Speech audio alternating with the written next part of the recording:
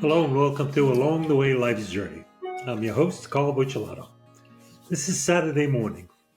Not common that I record on Saturdays, but as you know, a day or two ago, there's been quite a change in the United States. A verdict came down that I think has the majority of Americans outraged to see what can occur in this great nation of ours when the judicial system is twisted and used by people to create a new word, actually. We've been told there's a brand new word in our vocabulary.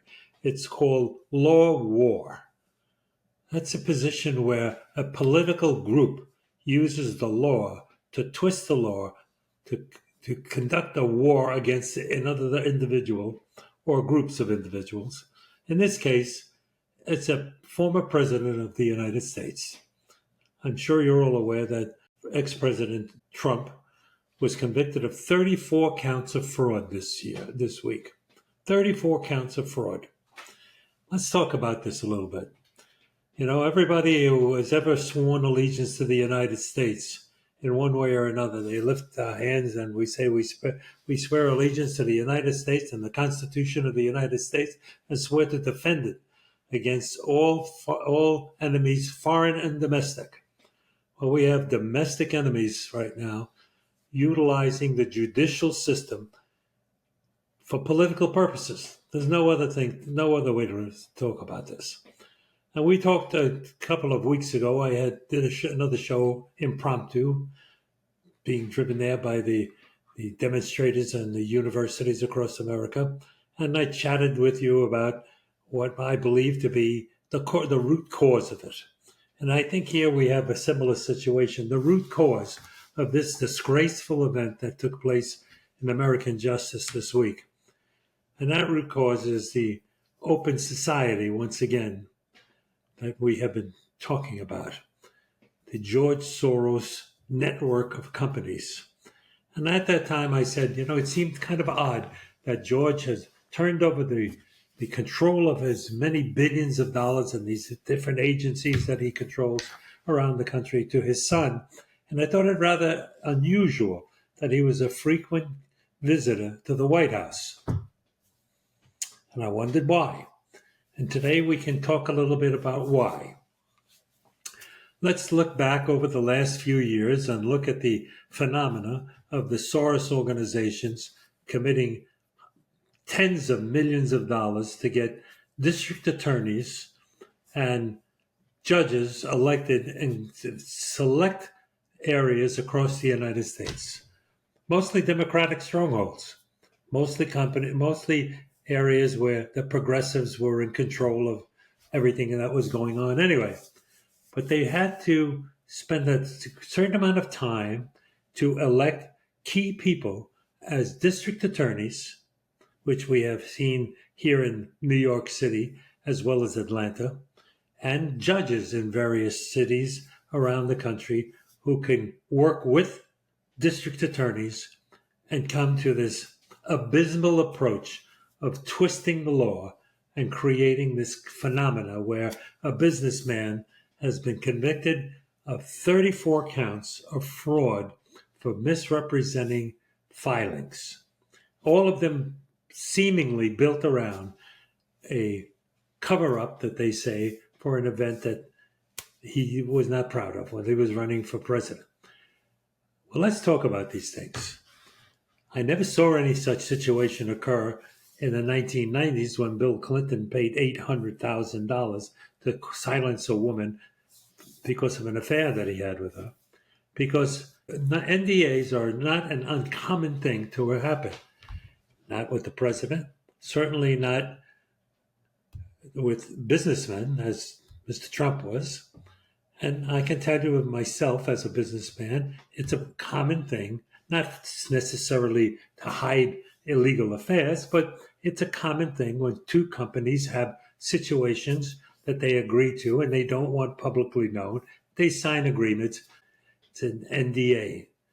It's not uncommon and it's not illegal. And yet they have twisted this into becoming a major issue. In addition to the fact that these filings that they say he used, now here's a nice kicker that they put in there, He put out these filings in order to deceive the American people and to win the election. Remember, that was the election with all the Russian crap that was going on, that was created by the Democratic Party. It is now known, proven. It was the Clinton administration through the Democratic Party that paid for that entire hoax. Nobody took any action against them, but they took action against Donald Trump. They took action against him for filing forms that would be a distraction and an illegal act on the politics of the election of the president of the United States. They don't pay any attention to the fact that those filings were filed after the election. None of them could have misled anyone because they were never made public and filed until after the election, legally filed in January or thereafter. So where is this big to-do that this is all happening here? Where are these twisted situations occurring? Well, it became very common knowledge that Joe Biden cannot win this election legally. And so everyone is looking for how are they going to attempt to discredit Donald Trump or in one way or another win this election in any means possible. Well, in the last show that we talked, I made a point of saying, remember, the Biden administration has allowed 12 million illegal aliens to come into the United States. Some of them, they even paid for airfare for them to come in here. People didn't even have to walk across the border. They were flown in, paid for by your tax dollars and mine, and agreed to and approved by the Biden administration. Now the Biden administration is allowing various cities across the country to attempt to allow these people to vote. Some of it is in Washington, D.C. has been approved already, and it's being contested by members of Congress. In 18 different states, they are passing rules and operations there that will allow people to get driver's license, even though most of them can't speak English. They're not citizens, they're illegal, they have no documentation, but they're giving them driver's license. And you would wonder, is it expedient? Why are they doing this? Is it for purposes of allowing them to work and get transport from one place to another? Well, there's other reasons here, because those very same states are changing the agendas, and they are now saying that they will send ballots through the mail to anyone who has a driver's license in that state, which means that people who have driver's license that are not U.S. citizens will be receiving ballots in the mail. Another contortion. Can we call that law war or just plain war on the domestic sovereignty of the United States? Because something is drastically wrong here. There is an organization in power in this country that is twisting every rule in an attempt to remain in power. And we cannot allow that. Every thinking citizen in this country should be outraged by what's going on. And we have to vote. We have to vote in mass. We cannot allow any vote to be wasted by sitting at home. If you know anyone that is a registered voter and has not voted in years, encourage them to vote. Take them down to the ballot place if necessary. But this is too serious a situation for us to allow to go unattended to. I remind you, we're talking about the freedom of the United States. These people in the Democratic Party and the far left wing keep saying that the Republicans and Donald Trump are out to destroy democracy. Well, the destruction of this democracy is happening all about us right now through that organization, that government organization, and that political group. When you look at the atrocity that was passed off as judicial justice this week, the worst that's ever occurred in the United States, how can we possibly think they have good intentions for the government of this country, for our futures? How can we possibly think that that is a safe place to put in the hands of the future of this country and our children and our children's children? I can't think that way. I cannot sleep at night with the thought of that. And I hope you don't either. I hope you are enough outraged about this. I know some people are going to say he got what he deserved. All those haters, they would, no matter what he did, they would hate him for it. Well, he didn't get what he deserved here. There's been times that he's been loud and he's been brash and he's had terrible usage of expressions of words. And sometimes, he pushed his weight around for sure in the early days. But he is not a criminal and he has not committed the crimes that they have created to make it seem as though he's a criminal. And the worst injustice of all is that he will be judged by the same judge when it comes time to appoint a sentence to him, and it will take place 4 days before the convention. I hate the thought of what would happen if they had the audacity to attempt to put him in jail. I hate to think of it. And yet they have shown that they are not against and above anything. They will take any action. Newt Gingrich said on TV the other night he fears for Donald Trump. He fears for him because his opponents have no integrity, no decency, and they are dangerous-minded people.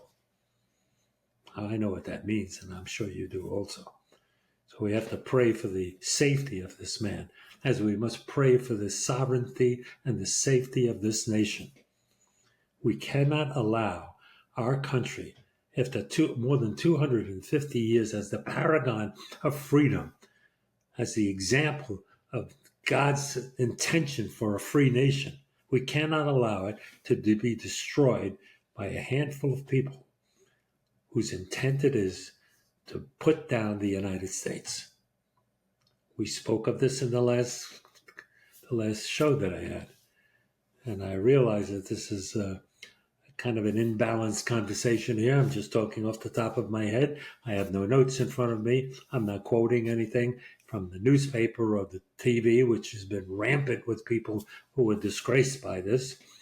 But it's clear he's had millions of people donate over $40 million in just a few hours after the conviction that took place. And I'm sure that will continue. Lifelong Democrats who have said that they would never have voted for him in the past have now committed hundreds of thousands of dollars to support him. Not just for him, but for all of us, for the sake of this nation. People recognizing that a government that would be so distorted and distort the Constitution of the United States to create this type of warfare, legal warfare, we can't allow that to continue, that kind of a government. We must fight for the sovereignty and the freedom of this nation. So I ask you, what are you doing about it? You hear what I'm doing about it. I'm here today, and I'm putting this show on the line again. And once again, I'm sure they will make an attempt to shut me down. But I cannot in my heart, and I cannot in good justice, I can't sit here without saying what I know to be true. This was a travesty of justice. This was not justice performed. Justice was not blind here. She was beaten on the head and trampled on. That is not what our country stands for. Speak up, be known, make donations, write letters, speak out to people that you know, encourage them to vote. November is closer than you think. God bless this country, and God bless each and every one of you. And I know that many of you, no matter what your political belief is in Donald Trump, you must be feeling terrible angst over what happened here, because they are stripping our civil rights, not only his. They are stripping our rights as Americans. Don't let it happen. Don't let it happen. God bless you all. Have a wonderful weekend. I hope to talk to you soon.